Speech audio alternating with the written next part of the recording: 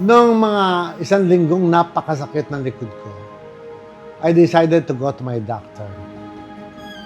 Si Dr. Rafael Claudio, who happens to be the head of the orthopedic division of Medical City. So I told him what had happened to me, na sobrang sakit ng likod ko, ganyan. So sabi niya, sige, bigyan kita ng painkiller. But habang nagpa-painkiller ka, magpa-x-ray ka, magpa-MRI ka, nung mainom ko na yung painkiller, nawala yung sakit sa likod. So, nagpa-x-ray ako, nagpa-MRI ako, because I know that in my last MRI, like 4 years ago, my lumbar 2 and lumbar 3 ay nagdidikit na. Nawawala na yung cartilage sa gitna, so sumasakit yung likod ko. So, when I got all the result of my test, I went back to my doctor again. Sabi niya, yung lumbar 2 and 3 mo, we're getting better.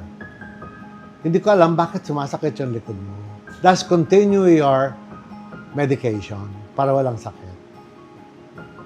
I took it as it is, but my mind does not stop. I know that something is wrong.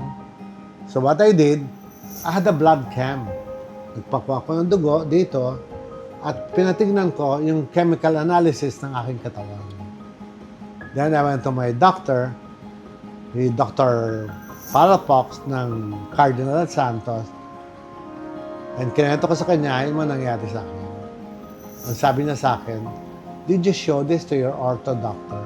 Sabi ko, not yet. You should show him this. So nakita namin na kaya pala ubod ng sakit yung likod ko. I am already losing all the calcium in my body. Masyado na mababa yung calcium ko, which I know that's happening to everyone. Basta umakyat ka ng 50, ang calcium mo bababa na. Ang albumin mo bababa na, magkaka-pneumonia ka na.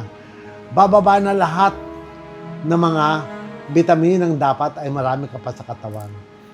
This is because lahat tayo ay tumatanda.